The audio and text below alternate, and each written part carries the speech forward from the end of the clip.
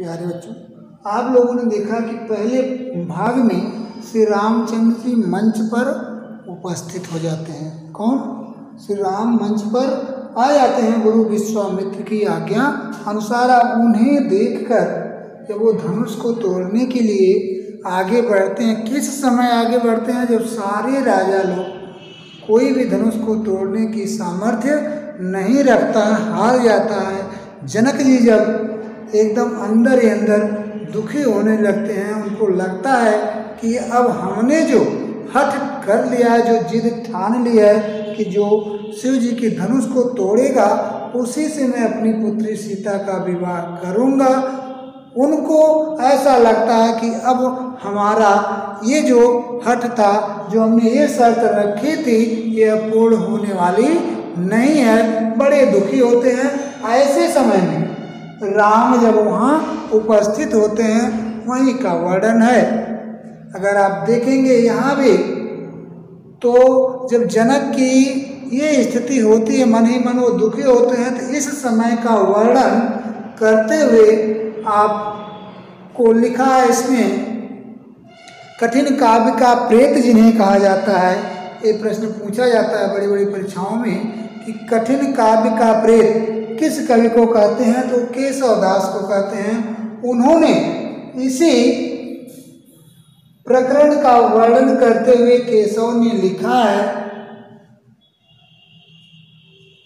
सातों दीपन के अवनीपति हारी रहे जिय में जब जाने, विष विषे व्रत भंग भयो सो कहो अब केशव को धनु ताने।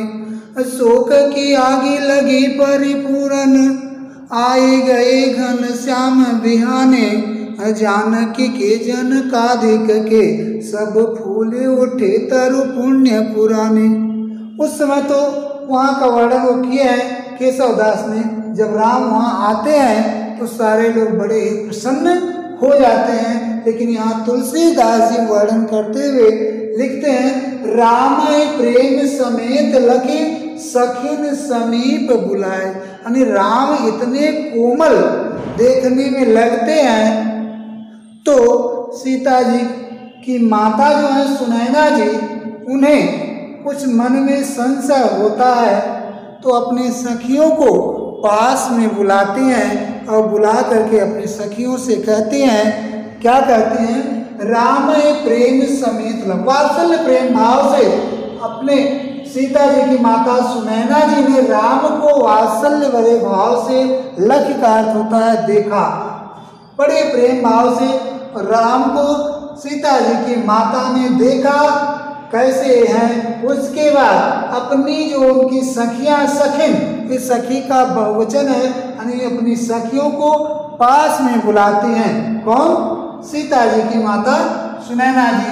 ये आपका दोहा छंद में है, राम प्रेम समेत लखी सखिन समीप बुलाए, सीता मातु स्नेह बस बचन कही बिलखाए। बिलखते हुए, कुछ दुखी मन से रोते हुए, यानी अंदर ही अंदर उन्हें देखकर इनको बिलखना या रुआई आ रही है।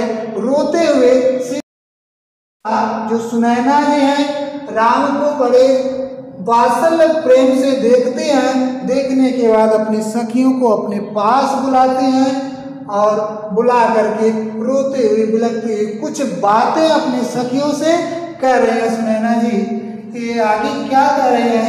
ये चौपाई छंद में तुलसीदास ने लिखा है, सखी सब कौतुक देख निहारे, जेऊ कहावत ही तू हमारे, कौन बुझाई कहाई गुरु पाई, ए बालका से हठ बल नाही, रावण बाण छुआ नहीं चापा, हारे सकल भूप कर दापा, शोधन राज कुंवर कर दे, बाल मराल किम मंदर ले, भूप सयानप सकल सिरानी, सखी विधि गति कछु जात न जानी, बोली चतुर सखी मृदुबानी, तेजवंत लघु गनियन रानी, कह कुंभज कह सिंधु अपारा, सो शिव सुजस सकल संसारा। रवि मंडल देखत लघु लागा, उदय तासु त्रिभुवन तम भागा।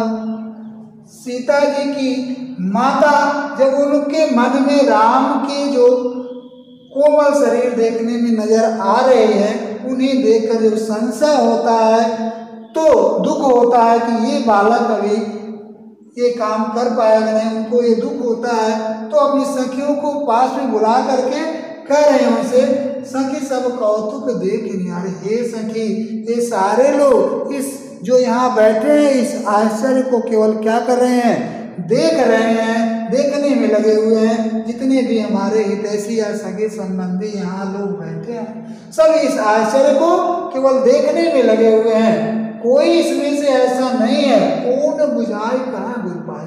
कोई नहीं गुरु विश्वामित्र के पास जा करके उनसे ये पूछ रहा, उनसे ये कह रहा है कि ये बालक असि हट भल नहीं, यानी ये बालक जो है, जो जिन्हें आप आज्ञा दे दिए हैं कि आप धनुष को तोड़ सकते हैं, जाइए तोड़िए, वास्तव में उस हट को या जिद को पूर्ण करने योग्य नहीं। अर्थात ये देखने में बड़ा ही क्या है, कोमल है, उस धनुष को तोड़ने योग्य नहीं है। क्यों ऐसी शंका उनके मन में होती है? क्योंकि रावण बाण छुआ नहीं चापा, हारे सकल रूप करेगा।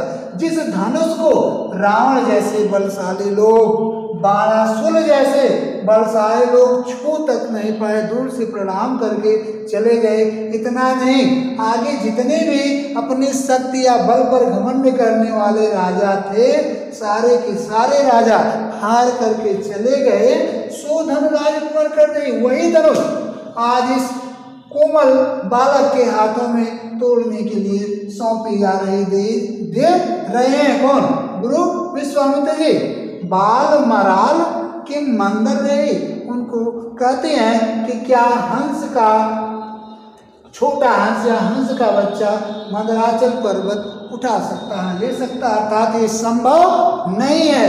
उनके मन में अनेक ऐसा कहने का आशा क्या है कि ये उस हंस के बच्चे की तरह बड़े कोमल है, इतनी बड़ी धनुष को वो उठा नहीं पाएंगे, तोड़ नहीं पाएंगे, ऐसी शंका उनके मन में होती है। तब आगे वो कहते हैं भूप शयानप सकल सिरान। ठीक है, अगर ये हमारे हितैषी लोग जो बैठे हैं, ये कोई गुरु विश्वामित्र को नहीं समझा रहा है, तो ये जो राजा जी हैं, कौन? जनक जी, हमको तो लगता है इनकी भी सारी चतुराई, सारा सयानापन, जितनी भी उनकी बुद्धि थी सकल, वो संपूर्ण बुद्धि भ्रष्ट हो गई है, समाप्त हो गई है। आगे वो संशय मन में करते कहते, हे सखी, ईश्वर की क्या गति हो सकती है उसके बारे में कुछ कहा नहीं जा सकता है। ये इतनी बात अपनी सखियों से कहती हैं सीता जी की माता सुनैना जी, तो उनकी सखियां कुछ उसमें बहुत ही चतुर, कोई चालाक सखी थी। वह सीता जी की माता यानी सुनैना जी को समझाते हुए कहती है, क्यों कहती? क्योंकि उसे राम के कितने तेजस्वी हैं उनके बारे में कुछ थोड़ा बहुत उसे पता है, इसलिए वो सखी सीता जी की माता यानी सुनैना जी को समझाते हुए, ढांढस बधाते हुए कह रही है। क्या कह रही है? बोली चतुर सखी मृदुवाणी। उनकी सखियों से कोई एक बहुत ही होशियार चालाक सखी थी, वह बड़ी मधुर बाणी में अपनी सखी जो सीता जी की माता यानी सुनैना जी हैं, उनसे कह रही है, तेजवंत लघु गनीना, हे रानी यानी सुनैना जी, या हे सखी, कि जिसको आप बहुत छोटा समझ रही हैं, बहुत हल्के में ले रही हैं, ये वास्तव में बड़े ही तेजस्वी बालक है। इन्हें आप अर्थात राम को आप छोटा मत गिनिए, इन्हें कमजोर आप मत समझिए, ये बड़े ही तेजस्वी हैं, यानी ये धनुष को तोड़ सकते हैं, ऐसा उस सखी को विश्वास है। वो सखी कह रही है, का कुंभज का सिंधु अपारा, सो से सुजस सकल संसारा। इन्हें आप जो छोटा समझ रहे हैं, बहुत कमजोर समझ रहे हैं, ऐसा नहीं है। बहुत छोटे या कमजोर लोग भी जो देखने में केवल लगते हैं छोटे और कमजोर लोग, वो भी बड़े से बड़े काम कर सकते हैं, इसलिए इन्हें आप छोटा या कमजोर मत समझिए। छोटे व्यक्ति के महान कार्यों का वर्णन करते हुए सीता जी की माता सुनैना से वह सखी कह रही है, कह कुंभज कह सिंधु अपारा, कहाँ वह कुंभ से जन्मे हुए पैदा हुए अगस्त ऋषि। देखने में तो बहुत ही छोटे थे, परंतु वह अपार जो सागर था, सिंधु था, उसको उन्होंने पी लिया था, सोख लिया था, और पी करके वह अपना यश यानी पूरे दुनिया में सकल संसार में उन्होंने अपना नाम फैला दिया। सारे लोग उस छोटे से अगस्त ऋषि को, उस सागर को सोखने के कारण सारे लोग उनको जान गए। तो इन्हें भी आप छोटा मत समझिए, किन्हें? राम को ये भी धनुष को तोड़ सकते हैं। और उदाहरण देते हुए कि छोटे लोग बड़ा काम कर सकते हैं, किए हैं। उदाहरण देते हुए सीता जी की माता की जो सखी है वह सुनैना जी को समझाते हुए कह रही है, रवि मंडल देखत लाभ लावा। हे सखी, ये सूर्य मंडल आप देख रहे हैं, देखने में तो बहुत छोटा सा लगता है, लेकिन उदय ताश त्रिभुवन तम भागा, लेकिन उस छोटे से सूर्य के उदित होते ही तीनों लोगों का अंधकार क्या हो जाता है? दूर हो जाता है, भाग जाता है। अर्थात छोटा सा सूर्य देखने में लगता है तीनों लोगों के अंधकार को दूर कर सकता है। तो यह जो देखने में आपको बड़े कमजोर नजर आते हैं राम, वह भी इस धनुष को तोड़ सकते हैं। अतः इन्हें आप छोटे लोगों में इनकी गणना मत कीजिए, अपने मन में विश्वास कीजिए कि यह शिव जी के धनुष को तोड़ेंगे। ऐसा समझाते हुए सीता जी की माता सुनैना से उनकी सखी कह रही है। तो ये आपका दोहा छंद था, ऊपर दो, इधर आपकी चौपाई छंद में थी। इसकी परिभाषा पहले बाद में हम कर चुके हैं, उसको हमें फिर से बताने की आवश्यकता नहीं है। आप इसको छंद में क्या होगा? रस, यहाँ शांत रस का प्रयोग किया है। कौन सा रस है? यहाँ शांत रस होगा। इस तरह से सीता जी की माता यानी सुनैना जी को उनकी सखी समझाते हुए कह रही है कि तमाम छोटे लोग, तेजस्वी लोग बड़े बड़े काम किए हैं, इसलिए आप इन्हें भी यानी राम को भी छोटे में लोगों में इनकी गणना मत कीजिए। आगे उन्हीं को समझाते हुए उनकी माता से यानी सीता जी की माता सुनैना जी से वह चालाक सखी कह रही है, मंत्र परम लघु जास बस, विधि हरि हर सुर सर्व। मंत्र परम लघु जास बस, विधि हरि हर सुर सर्व, महामत गजराज कहूँ अंकुश कर अंकुश खर्व, बस कर अंकुश खर्व। कहती है वह सखी कि हे सखी, आप हे रानी ये जान लीजिए, क्या जान लीजिए कि मंत्र परम लघु जास बस, विधि हरिहर सुरसा, यानी छोटे चीज़ों की, छोटे लोगों के बड़े कार्यों का वर्णन करते हुए उन्हें समझाते हुए करे, मंत्र तो बड़ा ही छोटा होता है, 2 लाइन 4 लाइन का मंत्र होता है, लेकिन उस छोटे से मंत्र के अधीन या बस में ब्रह्मा, विधि माने कौन? ब्रह्मा जी, हरि विष्णु जी, हर शंकर देव, सुर सर्व, यहाँ तक कि सारे देवता लोग, एक मंत्र जो छोटा सा होता है उसी के अधीन ब्रह्मा विष्णु महेश के अलावा अन्य भी, ये तो हो ही जाते हैं, इनके अलावा अन्य जितने भी देवता हैं वो सब के सब ब्रह्मा विष्णु महेश और सारे के सारे देवता लोग उस छोटे से मंत्र के अधीन हो जाते हैं। कितना छोटा सा मंत्र होता है, लेकिन उसके वश में ये सारे देव हो जाते हैं। इतना ही नहीं, महामत गजराज कहूँ बस कर अंकुश खम, एक मतवाले जो बहुत बलशाली भारी हाथी होता है, उस बड़े से हाथी को भी एक छोटे से अंकुश यानी टांगे या बर्छी से उसको लोग बस में कर लेते हैं। यानी कहने का आशय क्या है उस सखी के कि जो छोटा सा मंत्र होता है वह भी बड़ा काम कर लेता है, यानी ब्रह्मा विष्णु और शंकर तथा सारे देवताओं को अपने बस में करने का सामर्थ्य रख सकता है। एक छोटा सा अंकुश या टांगी वर्षा जिसे कहते हैं, उसके बल पर महान या बड़े से बड़े बलवान हाथी को भी बस में किया जा सकता है। तो ये अंकुश उस हाथी को बस में कर सकता है। तो ये देखने में जो आपको छोटे नज़र आ रहे हैं, कमज़ोर नज़र आ रहे हैं, वह भी इस धनुष को तोड़ देंगे, ऐसा आप मन में विश्वास रखिए। फिर भी सीता जी की माता को विश्वास नहीं होता है, अंदर ही अंदर वो विलाप करती रहती हैं, बिलखती रहती हैं। तब आगे और समझाते हुए वह सखी कह रही है सीता जी की माता से, काम कुसुम धन सायक लीने सकल भुवन अपने बस के। काम का अर्थ होता है कामदेव, यानी कौन? रतिपत, यानी कामदेव कुसुम का अर्थात पुष्पों का धनुष और बाण लिए हुए, पुष्पों के धनुष बाण से पूरे संसार को अपने अधीन कर लिए थे। कौन? कामदेव।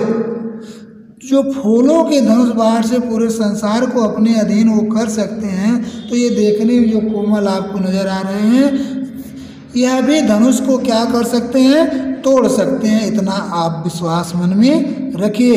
इसलिए आगे कहती है सखी, देवी तजी संसव अस जानी भंजब धनुष राम सुनाई। इसलिए हे सखी, हे देवी, अपने मन से जो संशय है, जो आपके मन में भ्रम है, दुविधा है, उस भ्रम को, उस दुविधा को अपने मन से, उस संशय को क्या करिए? त्याग दीजिए, निकाल दीजिए और मन में पूर्ण रूप से विश्वास रखिए कि धनुष को राम जरूर भंजब अर्थात तोड़ेंगे। ऐसा अपने मन में आप विश्वास रखिए। इतनी बात समझाते हुए जब उनकी सखी उनसे कहती है, तब सखी वचन सुनी भय पड़ती थी। अब सखी की बातों को सुनने के बाद सीता जी की माता यानी सुनैना जी को विश्वास हो जाता है कि हाँ, राम धनुष को तोड़ सकते हैं। अब मिटा विषाद, बड़ी अति प्रीति। अब उनके मन में जो दुख हो रहा था, कष्ट हो रहा था, वह दूर हो गया। अब राम के प्रति उनके मन में और अधिक प्रेम भावना बढ़ गई, वात्सल्य प्रेम। तब रामय बिलोक वैदेही सभय हृदय बिनवत जेहि तेहि। सीता की माता सुनैना जी की तो ये दशा थी, ये संशय था उनके मन में, लेकिन उनका शंका को उनकी सखी ने क्या किया? दूर किया। अब इधर क्या है, सीता जी के मन में क्या हो रहा है, उनके मन की क्या दशा है, इसका वर्णन इसमें करते हुए तुलसीदास कर रहे हैं। तब रामय बिलोक वैदेही सभय हृदय बिनवत जेहि। राम को, उसके पश्चात राम को सीता ने देखकर मन ही मन उनके अंदर भय हो गया। डरे हुए हृदय से किस भी देवता की याद उन्हें जब आती है इस समय, तो उसी जिस भी देवता की याद आती है उसी देवता से वो प्रार्थना करने लगती हैं, उसी देवता से वो विनती करने लेती हैं। कब? जब राम को सीता जी बिलोक अर्थात देखती हैं कि वास्तव में बड़े क्या हैं, कोमल शरीर वाले हैं, परंतु उनको देखने के पश्चात इन्हें तो लगता है कि वो कर, फिर भी उनके मन में भय होता है कि पता नहीं ये धनुष को तोड़ पाएंगे या नहीं। इसलिए जिस भी देवता की उस समय इन्हें याद आती है उसी देवता से प्रार्थना करने लगती हैं, विनती करने लगती हैं। करती क्या हैं?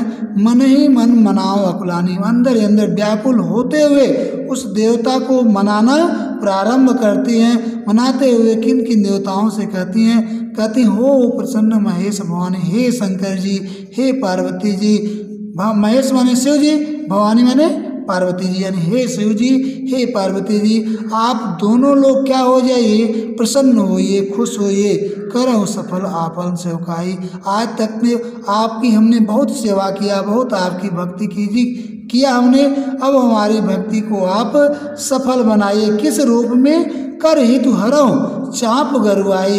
ये जो चाप का, धनुष का भारीपन है, इस धनुष के भारीपन को हरहु यानी हल्का करके इसी रूप में आप हमारी क्या करिए? भलाई कीजिए। इसी हेतु में, इसी रूप में आप हमारी भलाई कीजिए, हमारी सहायता कीजिए। किस रूप में? कि आप धनुष के भारीपन को हल्का कर दीजिए। इसी रूप में आप अपनी सेवा का फल मुझे प्रदान कीजिए।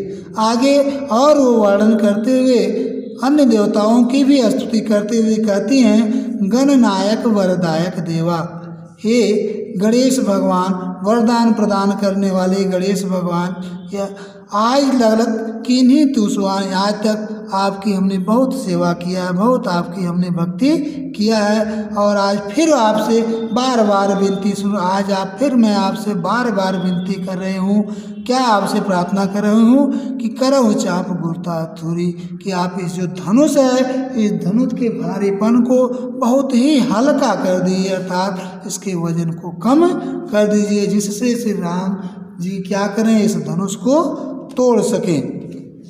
अब आगे क्या होता है, देख देख रघुवीर तन सुर मनाओ धर धीर, भरे बिलोचन प्रेम जल पुलकावली शरीर। क्या है, देख देख रघुवीर तन सुर मनाओ धर धीर, श्री रामचंद्र सीता जी राम जी के शरीर को, जो बड़े ही कोमल शरीर वाले हैं, उनके शरीर को देखते हैं, देखने के बाद जिस मन में धैर्य धारण करके देवताओं को क्या करती हैं, मनाने लगती हैं। देख देख रघुवीर तन सुर मनाओ धरे धीर, भरे बिलोचन प्रेम जल पुलकावली शरीर। इतना मनाते हुए उनके मन में प्रेम भाव उत्पन्न हो जाते हैं, और उनके आँखों से भरे बिलोचन प्रेम जल, उनके आँखों से प्रेम भरे आंसू या प्रेम के आंसू छलक पड़ते हैं, गिरने लगते हैं, पूरा शरीर उनका पुलकित या रोमांचित हो जाता है। कब, जब वह राम को देखती हैं, उन्हें देख करके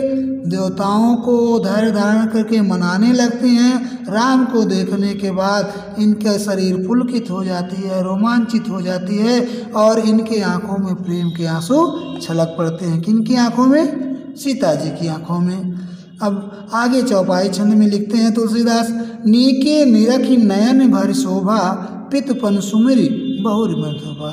पूरा अच्छी तरह से जी भर के, नयन भर करके श्री राम की सुंदरता को सीता जी क्या करती हैं, देखती हैं, जी भर करके उनकी शोभा को देखती हैं, तो मन तो उनका प्रसन्न हो जाता है। लेकिन फिर पिता ने हमारे कौन सा प्रण ठान लिया है, इसकी जब उन्हें याद आती है तो फिर उनका मन दुखी हो जाता है। कहते हैं दुखी मन से तात दारुण हठ ठाने। ओहो, हमारे पिताजी ने तो बहुत कठिन जिद ठान लिया है, समुझत नहीं कछु लाभ नहानु।